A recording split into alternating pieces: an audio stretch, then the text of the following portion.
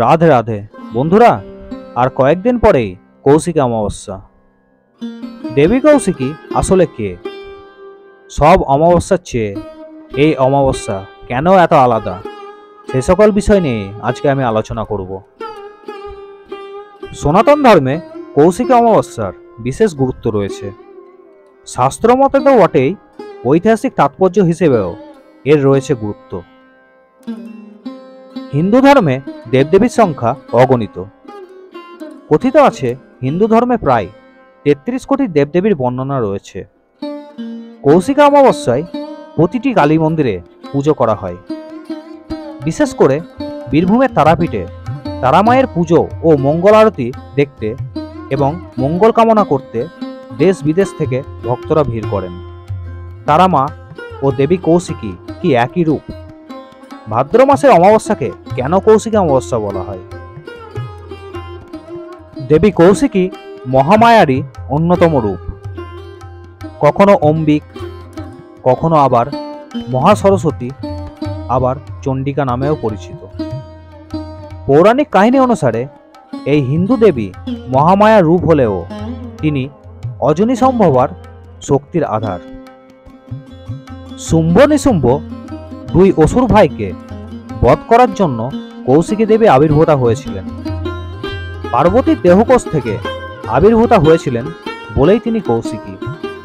ঘন কালো মেঘবরণের মতো আবরণ ও দেহকোষ যখন মানস সরোবরে উদ্ভূত হয়, তখন দেবীর সৌন্দর্য আলোক সমান হয়ে ওঠে।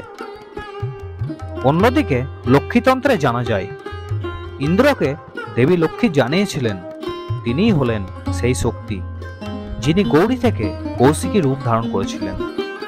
তিনিই অসুর ভাতৃদ্বয়কে বধ করেছিলেন, তাই এদিন লক্ষ্মী দেবীরও পুজো করা হয়ে থাকে। স্কন্দ পুরাণে দেবী কৌশিকীর বর্ণনা রয়েছে। দেবী মাহাত্ম্যম উল্লেখ রয়েছে, মহাদেবী মহামায়ক ত্বক বা আবরণ থেকে ঘননিশি কৌশিকীর রূপ ধারণ করেছিলেন।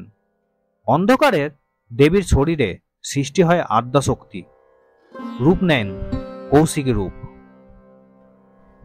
সনাতন ধর্মে কৌশিকী অমাবস্যার বিশেষ গুরুত্ব রয়েছে।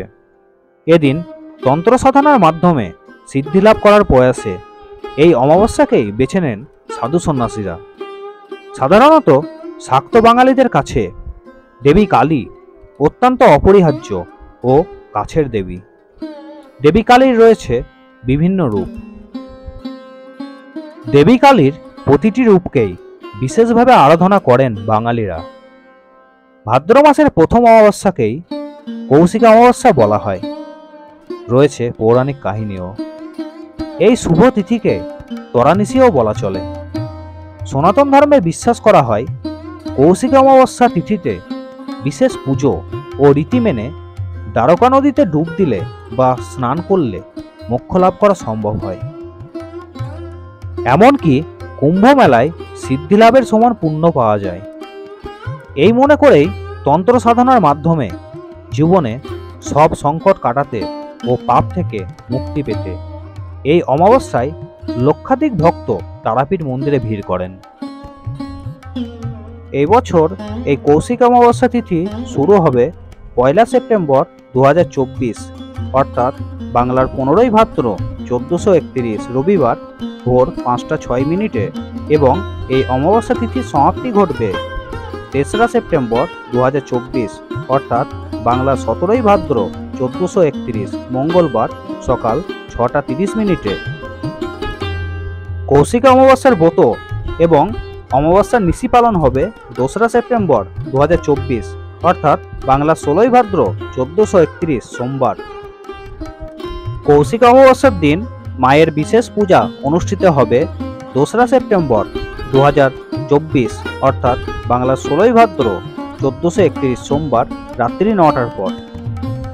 কৌশিকী অমাবস্যার দিন গঙ্গা স্নানের বিশেষ সময় শুরু হচ্ছে ভোর 5টা 23 মিনিট থেকে এবং সারা দিন সারা রাত এই গঙ্গা স্নানের বিশেষ সময় বা শুভ সময় থাকবে।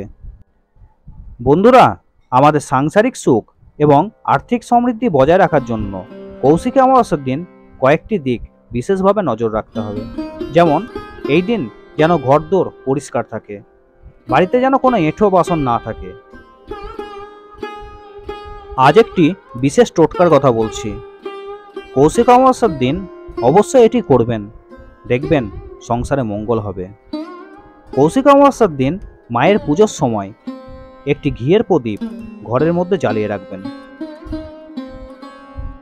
তাহলে বন্ধুরা, আজকের এই ভিডিওটি আপনাদের কেমন লাগলো অবশ্যই কমেন্ট করে জানাবেন, এবং এই ধরনের ভিডিও দেখার জন্য চ্যানেলটিকে অবশ্যই সাবস্ক্রাইব করবেন।